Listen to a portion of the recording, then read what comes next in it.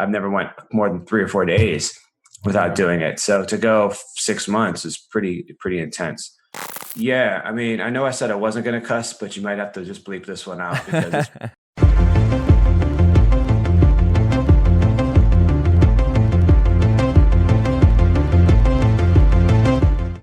Hello and welcome to Uncut, live from our studio in Dubai. The audio and visual podcast show that gives you exclusive scoop on our guests and hot topics including some of your favorite celebrities. And now, let the fun begin. Here's your host, S1. Yes, sir. Good morning, good afternoon, or good evening, whatever time it is for you. All right, welcome back to the Uncut Show with S1. I hope you guys are doing amazing. This season, we have had such a wide variety of multi-talented guests on the show. And today's guest collaborated with brands like Beats by Dre, Adidas, GQ, AP, Kanye West, Ralph Lauren, and so many more, and has also DJed at some of your favorite celebrities' events like LeBron James, Jay-Z, Prince, Rihanna, Michelle Obama, Hillary Clinton, Spike Lee, Will Smith, and so many more. His passion is DJing, but he is also an amazing entrepreneur. And please help me welcome Mick. Hey, what's up, man? How are you? Thank you so much for having me. Welcome to the show. How has your days been these past couple of months? Because, things have been a little different. Man, it's crazy. I usually live on airplanes and airports, and I haven't been on an airplane since March 5th, I think, March 6th. Yeah. And it's the weirdest experience ever. It's been kind of awesome in a lot of ways because I get to just be home and be still and be kind of settled, but it's pretty weird. I know. I know you've been to Dubai before. When was that? And what was that for? Man, I don't remember what it was for. I remember I did a club. I've been there twice. Both for parties. One was what's the name of the club? It was a big club 10 years ago. I'd have to look it up and tell you the name. But I want to say it was with DJ Bliss. Oh yeah, I know. That's a buddy of mine. And I think it was with him, I believe. And this was a long time ago. I was way younger. And then I was there maybe 5-6 years ago. Another friend of mine lives out there. And he opened a club that was an arcade. There was a club. It was some sort of virtual gaming club thing. His name's Sammer. I don't know if you know him. But I'm sure it's a million. But anyways, I've been there twice for that. Twice. And how was your experience? Did you love it? I loved it, man. First of all, the hospitality there was amazing. Everybody was super, super nice, super kind. The shopping is obviously great, which is really fun. Yeah.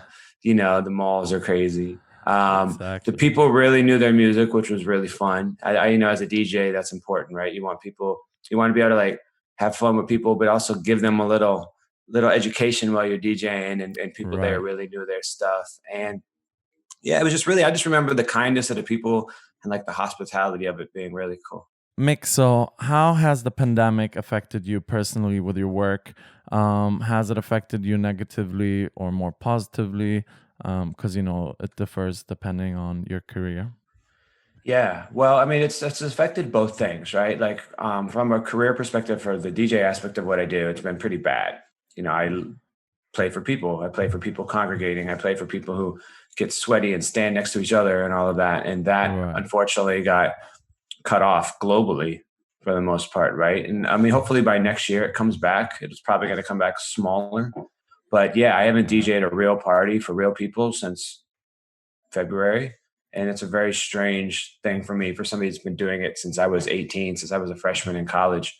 I've never went more than 3 or 4 days without doing it. So to go 6 months is pretty intense. And yeah, economically that sucks too, because nobody's paying me to do my job. Right. But the silver lining is it's a prime opportunity for reinvention and finding other opportunities. And it's always things I said I was going to do when I was done DJing. And it just gave me a little bit more time to focus on them now. So I've leaned a little more into the entrepreneurial stuff. Have some cool partnerships coming soon with people in other ways. And, I have a 5-year-old, he just turned 5, a 5-year-old son that like, I have him half the week. We're super like best friends, but like now I go from having him like half the week to like having him half the week with no work and no, like, it's Right. just like, it's a completely different experience. And he's of the perfect age where this is so fun. If he was like 1 or 2 and he couldn't really do much, then this would actually probably be Yeah. more of a chore, actually. And Yeah. if he was like 10, where he just wanted to be independent and do what he wanted to do all day, and not like, no, daddy, I'm good, True. but he's 5, so all he wants to do is hang out with me all day and play with Transformers and like, go for It's a walks. I perfect just taught him to ride age, a bike, right? so Yeah. we're just living. I'm never gonna get. It's a gift, man. Economically it's weird, but like on a human level, it's a gift for all of us just to like slow down and appreciate people. Right? Right. I totally agree. You've been posting videos of you DJing from your kitchen, basically. Yeah. A lot of people have been DJing online right now, doing stuff online. What's your opinion on that, and how's that going? I like it. I mean, it's weird now when I'm thinking that I've been doing it since March. I didn't think this was gonna last that long. And Right. I think now it's actually going to extend once the world comes back. I actually don't think that's going to go away. I think the virtual DJ aspect is always going to be here. I think people are going to get accustomed to like tuning into their favorite DJs. And I Right. think also people will eventually start going back to like live things as well. But like, why would you stop? I've developed a whole community of people that I've never met in my life just through that stuff. And it's a great way to stay top of mind for when the world does come back. And a lot of DJs will Right. tell you the same thing. I remember when it started, I was like, I had no desire to DJ in my kitchen at all. Fun fact, I've never actually practiced in my house ever. Like I have Oh turntables in my wow. basement somewhere, but I mean, like when I was a kid, but like I DJ'd so Right. much that I never had to like DJ like at home. Right.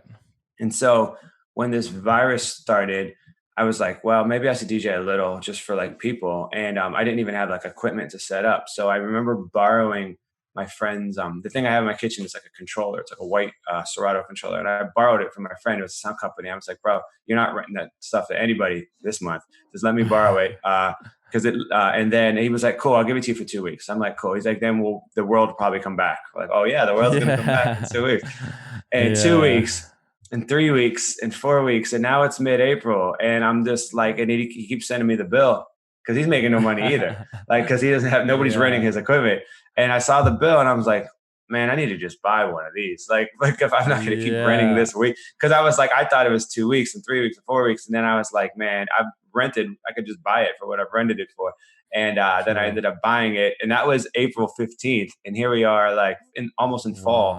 And Wow. I'm still using, so it's just kind of funny, the mindset of it. Like I was like, oh, it's going to be temporary. Just got to DJ in my kitchen. I think we all Yeah. thought that. And here we are moving into fall and it's not going anywhere.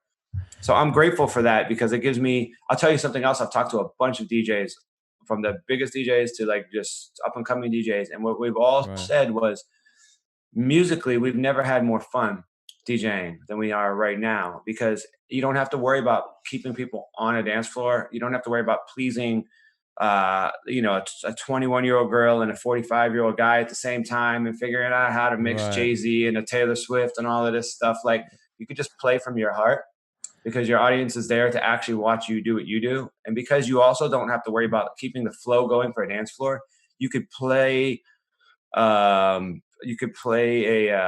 Dreamville record, and then you could play a disco record and a James Brown record Right. and a trap record and then a rock record. And as long as you can make them make sense with your hands, that's all that matters, because you don't have to worry Right. about wrecking a dance floor. So creatively, we're all so much more empowered.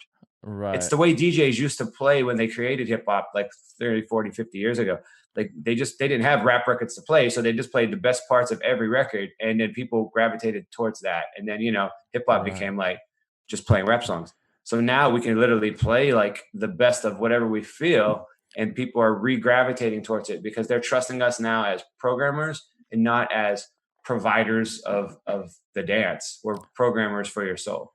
Right, which is amazing, and this is why I think a lot of DJs also gain a lot of popularity now over, the whole quarantine time, because a lot of people would listen to your music and then figure out like, oh my God, his his playlist in the club is totally different than what he's playing online, which Yeah. I also found that like to be amazing, because sometimes you just want to hear songs that are in a chilled mood, like a couple of songs that you probably wouldn't play as much in a club, Yeah, where totally. people want to dance. So you can mix it up, like you said, which is amazing. But before the restrictions, where were you going to work? Like, what was your daily This routine? year, Or well, this year was shaping up really great. I mean, it was just like, I mean, the world shut down right before South by Southwest happened here in America, which was like a huge week for me. Mm, I always ended up doing like 5 or 6 parties for a lot of really big brands.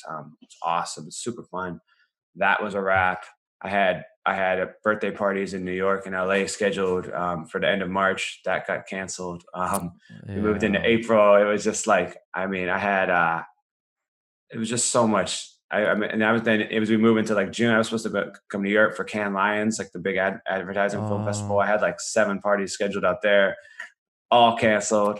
I mean, my it just keeps going and gosh. going. And it's just like, and then to make it even crazier, we talk about cancellations. Like my son's supposed to start kindergarten in 2 weeks, and he's going to start kindergarten on the computer, maybe for Oh the my whole first god. year. And I'm Yeah. just like, that's crazy to think like you're going to start your real schooling uh on a computer. It's It's it's weird. such a crazy time we live in. I don't think kids will believe us, in the future when we tell them the stories of what happened. And it's Uh-uh. probably gonna sound like, the solution would have probably sounded so much easier, like put masks on or prevent this. But what is your opinion on that? Because in Dubai we have mandatory like mask regulations. So right now, as of now, we still have to wear masks when you're outside, and there's social distancing and a lot of regulations to keep you safe. How do you feel it is going in the States? Because there it's a little different state to state. Yeah, I mean, I know I said I wasn't going to cuss, but you might have to just bleep this one out because it's really here. Like it's just really, I'll just cover my Oh mouth my too. Uh, like that's all I can really say. Like yeah, it's just like I can't not cuss for that one right. because it's really. I mean, I could look out my window right now and see a person across the street without a mask on. There's a FedEx delivery guy probably delivering me something, and he doesn't have a mask on, and it's just mind blowing to me. I don't leave the house without a mask. Then people are like, they become like real freedom warriors about it. Like you're infringing upon my rights. I'm like, dude, people died for your rights. Why do you want to die to have those rights? It doesn't make any sense. And Mm, people are like, I can't go running with a mask. You can. You just buy for $10. You just buy a lighter, weighted mask, and you right. go run. People are like, I can't ride my bike with a mask. You can. Like Right. people just say all these things. Like, and it's just they're just it's disrespectful to other to society as a whole, and that's why America is so far behind so many other countries. That's why I can't earn a living right now. That's why my kid's starting kindergarten on a computer.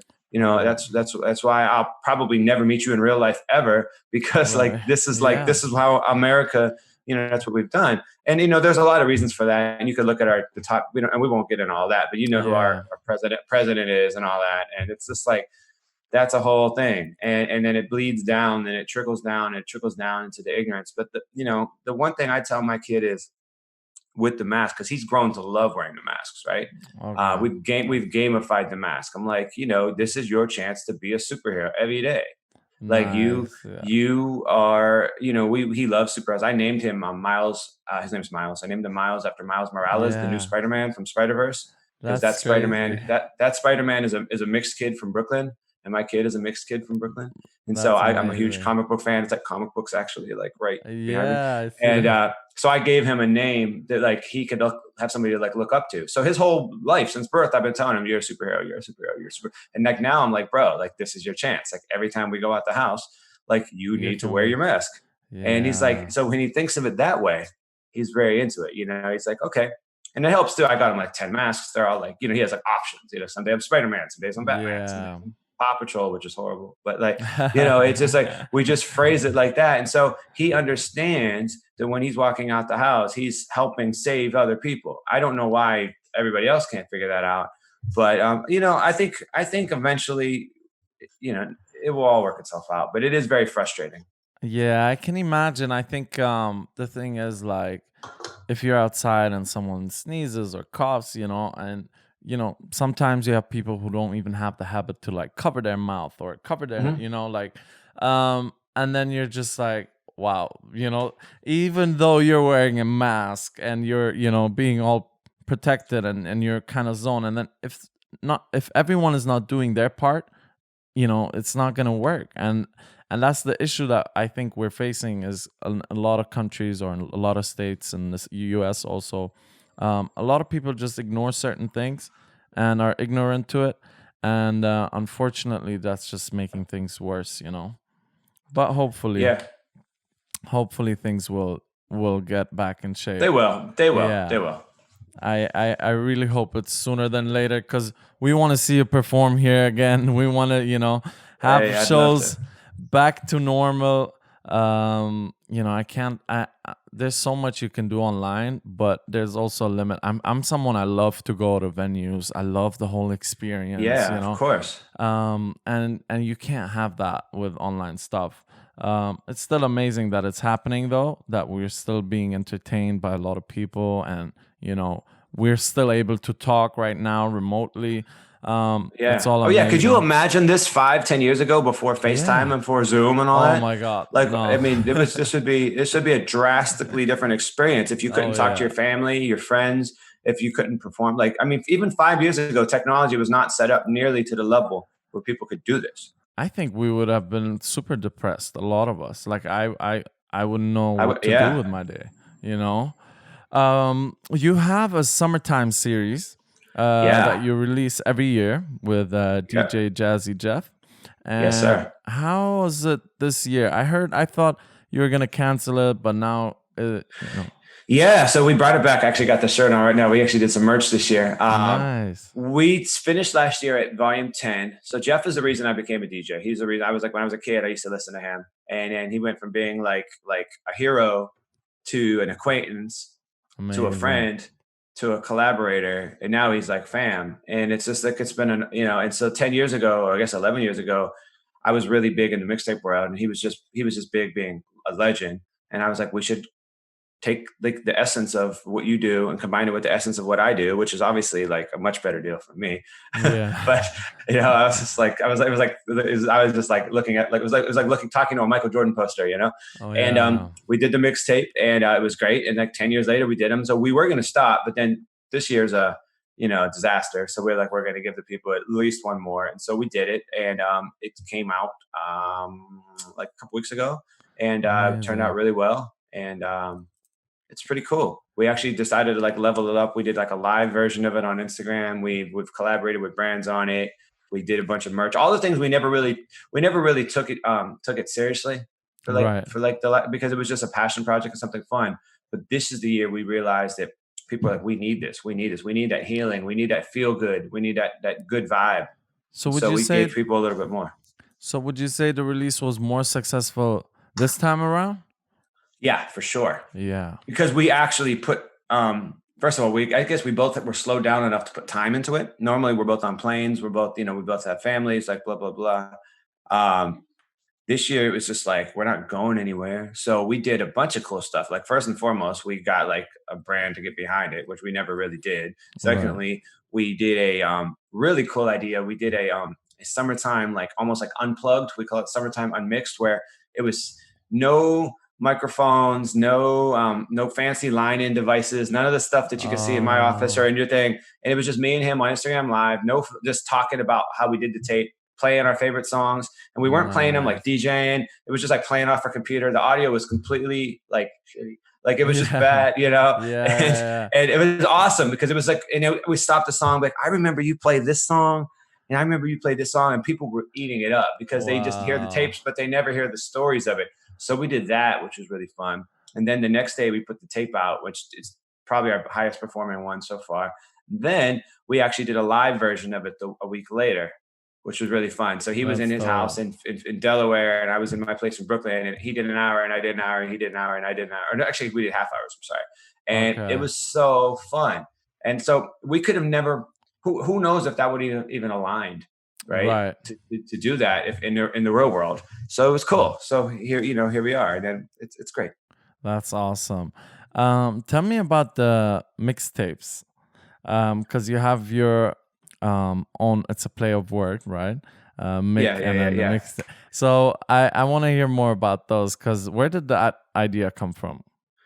Are you talking about the ones where I'm DJing live right now? Right. Yeah. So I got my start in hip hop as a mixtape DJ, like that whole like mid 2000s era where like all the G Unit stuff was hot, and Dipset, and like, and also like the underground hip hop scene, which is what I came from, was really popular. Like all the Raucous records, Mos Def, Kweli, like that whole era of stuff. So I came from that subterranean hip hop world, and I was able to use mixtapes, legit real mixtapes, to get myself from where I grew up in Ohio to New York City. And that was how I was able to get I was in college, I was in grad school. I didn't know how I was going to make this DJing thing my life. And I knew that if I could figure it out, I would be able to move to New York and keep trying to grow, because it wasn't going to happen living in the Midwest. So actual mixtapes became my calling card. And then as DJing has went on and on, I've done less and less of those, because the mixtape thing in general has just faded. It's become playlists. If you want to say a DJ, actually DJ, you see them live, but everybody else is just like, just make me a Spotify playlist or make me an Apple playlist. And I'm like, cool, here's my bill. But like, sure, it takes me, like, it's so easy for me. It's much easier than making a mixtape, but people want to be able to hear it mobily, streaming. And I always had thought, if I was going to do an album, like, and I could have probably done an album like 10 years ago, but I never really did. I didn't want to be like pigeonholed into that world. But if I was going to do an album based off of my mixtapes, I would have called it The Mix, like Mick, M-I-C-K, tape. So I've been obviously sitting on that word for like ever, because it's my name. It's actually my name.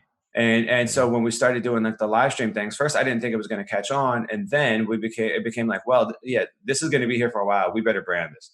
And I was just like, let's just use that. And it's kind of cool because I'm able to use my name for now we're double dipping on that. So I have, I don't know exactly. It should be launching probably when this airs, but I'm starting a podcast with Maxim, their first ever podcast, and we're calling it The Mick Show, because but it's also a play on words to DJ. It's not a DJ podcast, at all. It's similar, very similar to yours, right? But when DJs used to DJ shows or DJ on the radio, when we were mixing, they would call it a mix show. So it's like, I was just like, most people, like 99% of the world will look at it as it launches and think it's just gonna be like The Mix Show, just like it would be like if you called it like the S1 show or the Tom Show or whatever. Exactly. But for those in the know, for those in the culture, it's like an Easter egg. They of know like that, you're listening to like your favorite DJ on the radio. It's your thing, right? And I love that. Cool. Yeah, I think it's super unique. It's simple, but it's still to the point where you're like, I like that, well, I'm lucky that my name is Mick. If my name was like Bartholomew or my name was just like Agnes, it just really wouldn't flow. So thank you for my parents for that one. True. How important is it for you as a DJ to build your brand? Because a lot of DJs put a name up and they just don't work as much on a brand. And for you, you've built a brand, Super important, man. Like, that's my background. So my background was marketing. I have an MBA in marketing, grad school stuff, taking classes at Harvard and other things about continuing that. So, education and business has been the paramount reason for my success in the first place. Right. So I put a lot of focus on it. Like, I'm lucky to have a talent, but like, if nobody heard my talent, what would it really matter? And so I focused my career almost 80% on the business of it and 20% on the talent aspect of it. Like I just told you, I never even practiced in my house, right? But I spend 60 hours a week on my business that doesn't involve DJing, because that's, I want people to hear it. So the business side is super important. And of course, that's what they say about music, in music, they say you can have the talent, but if you don't have the full package, which is the business side, the whole thing, it's, you can't make it. That's why, talent is so much, but then the business side is a whole nother world. You got to have talent, and then you have to have the business side. You have to have the creativity side to keep your stuff fresh. And then you also have to have the hustle side to keep all of that moving. Right. I know so many people who have so much talent, but they can't even motivate themselves to share it. And then they obviously don't know how to like be creative enough to keep it going. And they don't have like the business side to put it all together at the end. And you need all four of those. And I think for different people, those metrics equal out differently. Like Right. for me, I'm very happy to keep the talent down here and put those other things up here. There are people where the talent's going to be up here. Like everybody has a different formula, right? It doesn't matter how you fill your bathtub, right? As long as you fill your bathtub, but like you got to fill it with the water, the soap, my kids' toys, like, you know, you got to fill it up with like all of those things. It doesn't matter how you fill it up. My personal mix is much more focused on the business side. There are people with other, but you have to have them all. Right. And, you know, how important was your education in this? Because, you know, a lot of DJs say or a lot of entertainment people, you know, say, I don't need that educational side. I don't, you know, I'm super talented or whatever. It connects to what we said. But how important was it for you personally? Because you have your MBA, you went out, you didn't just do your bachelor's, you know, you went the next degree. So how important was that? For me, it was everything. I don't think it's essential for everybody. Right. I think it's essential for a small group of people that are able to take advantage of it. I was one of those people. I think having education now, I mean, that was a long time ago. So like now you could pretty much self-educate and get yourself the same education. Right. There's still obviously a value to having a degree, but if that's not in the cards for you, you can self-educate and learn probably more than we learned in school, which just, you know, your computer, which is great. For me, education and knowledge, regardless of how you educate yourself, is power. And I needed to understand business, and I needed to understand marketing, and I need to understand how the world works outside of two turntables in order for me to make that a lot more like legitimate. And then that, you know, I've been able to combine those skills, the creativity of DJing, the relationships I've made with DJing, along with the business knowledge to do other things. And that's been very helpful too. Nice. And you used to go by a different name. DJMICK Boogie. And now it's just that was the mixtape name. Yeah. Had to clean it up. Branding. It's branding again, right? Did you think the Boogie was too New York or? It was this very like late 90s hip hop, you know. It was like where I got my start. I was doing those mix shows on the radio. I was doing those mixtapes on CDs and selling them out the back of the trunk. Like I was doing all of that. Right. And it was a great name for that era. But you know, I woke up one day and I was just like old, and I was just like doing all these other things. And I do a lot of speaking, a lot of panels, and it was just getting really weird from an entrepreneurial standpoint. Just I wanted to clean the brand up in order to like be a bulletproof brand for the rest of my life. Not something that and then I did a lot of soul searching on what it should be. And then the answer was literally just use your name. Yeah. Because then it was from a branding perspective, it doesn't cannibalize everything I did in the past. I didn't change my name. I just edited my name. You just removed I took off DJ. I took off DJ because I do more than DJing. And I took off Boogie because that's just put me in a time period. And I kept the most important part of the branding. And you see that a lot with people who do rebrands, brand identities, flipping their logos, you know, acquisitions of brands. Like, you know, you want to distill it to what makes. At the end of the day, that DJ career was a career based on hustle, creativity, and ambition. And I kept that, but I just wanted to apply it to different things. And so now, you know, I'm able to do that. I think that's a smart move. I wanted to talk about, because you have the coolest and the sweetest son, you know, we talked a little bit about him, Miles. I see you posting him a lot on your DJ sets, and I think he's about to walk in here. Really? I literally. Look at the timing! Oh my God! Look at the timing! Hey, dude, what are you doing? Wow! Hey, come here! You can come here for 1 minute. Hey, Miles, come here, bro. Come here. Come say hi to my friends all the way on the other side of the world. Hey, Miles. Look. No, that's you. But say hi to him. Hey. Hi, they're watching the show. It's a show. Yeah. All right. So, Miles, it's not a magic show. I have a question for him. Do you think he wants to be a DJ? Hold on. I'm going to give you this so you can hear this. I'm going to hold this to your ear. He's going to say something to you. Can you hear him? Hey, Miles, how are you? Hello. Hey. Talking to the microphone. He's gonna ask you a question. First of all, I'm a big fan of yours because you're a superhero and I love it. You're a superhero. And you know what I wanted to ask you is, do you want to be a DJ in the future like Daddy? Yes. Yes. Okay. Do you love what he does? Do you love music? Yes. Oh my God. Tell me, who's that? What toy is that? Transformers. I got 100 Transformers. Wow. Because you just turned 5. Because I like Transformers. That's amazing. right. Thank you so I'm gonna much. finish this Nice up. to meet you, Miles. I'm gonna finish this up, and then I'm gonna come upstairs, and we'll have a snack in like 5 minutes. All Mama. right, say bye. Say bye. Bye. Bye. Bye, Miles. Mama. All right, we're gonna go upstairs. I'm coming up in 5 minutes. No. Yep. He's from Mexico. I want to help you work. I love the timing, guys. Look at that. We're talking about Miles, and he walks in. You know what we say? That was his first ever podcast ever. Are you That's his first ever serious? interview. You just broke the seal. That's amazing. I'm so happy to be a part of that. You know what's crazy is when in the Arab world we have a saying is when we talk about someone and they call you or they show up that they'll live a long life. So I love that. yeah. Well, that's amazing. Let's hope so. It was lovely meeting him. He's so cute, adorable. I hope. So you spoiling him, right? You just bought him 100 Transformers. Like No, there wasn't 100. He might have 100, but like he got for his birthday he got 5 because he turned 5. Oh, and they were little okay. ones. One big. But you know, what's really cool is my mom saved all mine from when I was a kid. Oh wow. So like I gave him all of those too, but we shared them. Yeah, my mom saved all mine, so he gets all of those too. That's I'm almost amazing. done.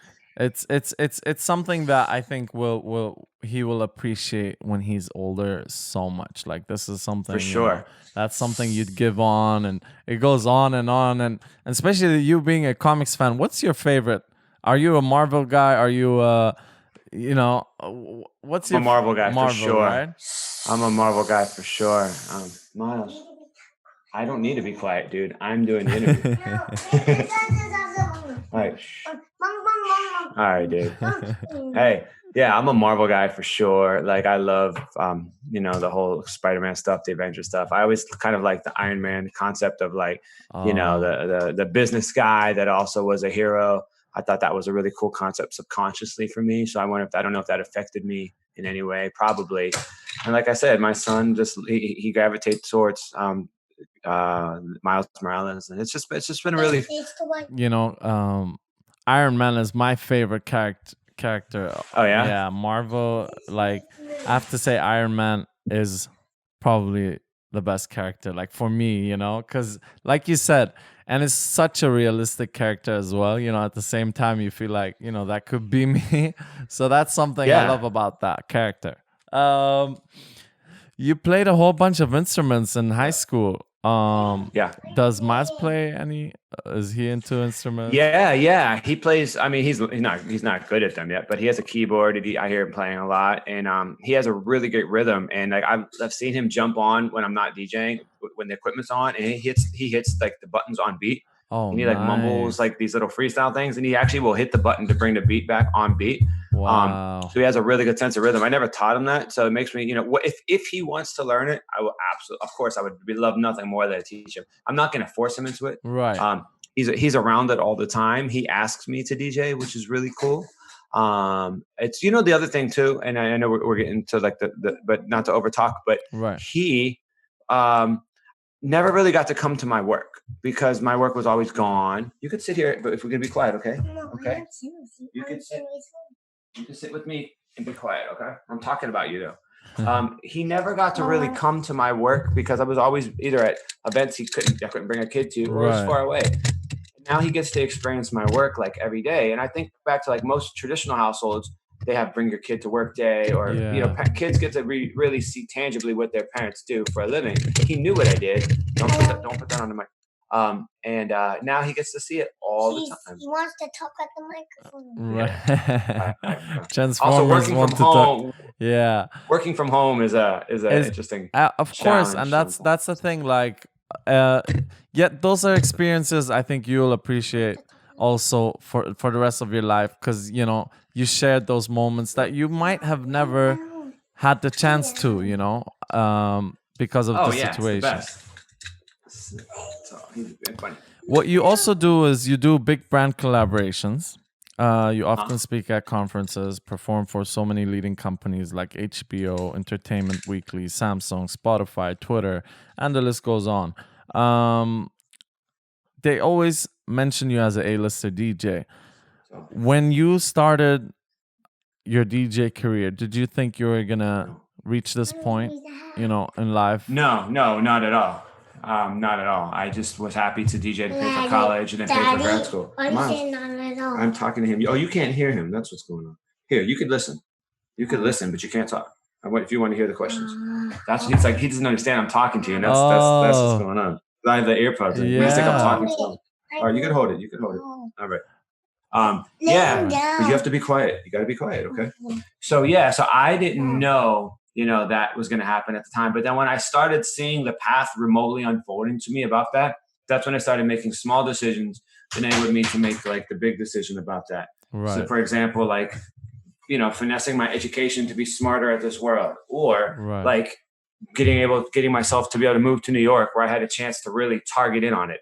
And it even got to the point where it was just like changing my brand because I knew it would open up more opportunities. Right. And that's really what it was about for me. So when I look back at my career, like linearly, like I see a bunch of openings that I was able to like jump through. Right. And then so that's kind of how it works. So I agree with you. And that's something that, took you to the next level as a DJ and your career in general. I just, I know so many kids and so many young people that wanted to be DJs and want what you have right now. So I just want to give them a little bit of an understanding of what it took for you to reach that, Yeah. And that I think anyone, if you could, and if people like us can become successful, I always say anyone can become successful. Yeah. The other thing I would add to that is what worked for me was actually having a plan B. A lot of people debate me on this, and that's completely fine.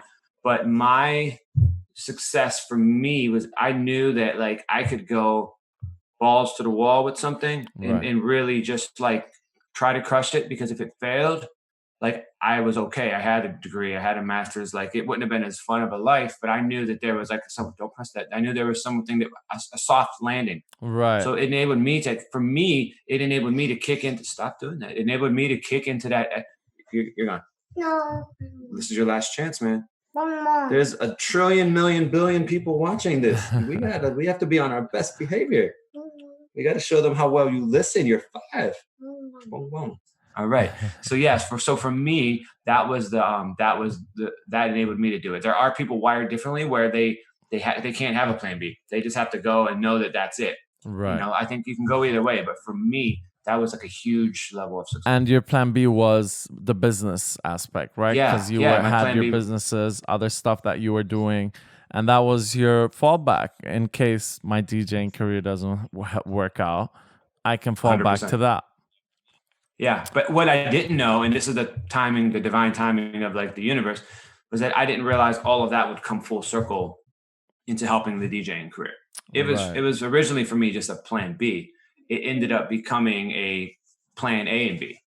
And as we move on through life, I would actually say that's plan A now, with DJing being plan B. And I use DJing to fund into the plan A aspect of it. So that's amazing. Well, I want to play a little game with you. It's Would You Rather. So, He wants to play games with you. Oh, yeah, you love playing games. he's like a game. Here, sit up. Now we're going to play a game together. Look, I'm going to put some... It's a word game. Right, listen. All right. Look at he's pressing buttons like you. So, would you rather be the funniest person in the room or the most intelligent? Absolutely the most intelligent. Danny, I said hold it. I agree. Would you rather read minds or accurately predict the future?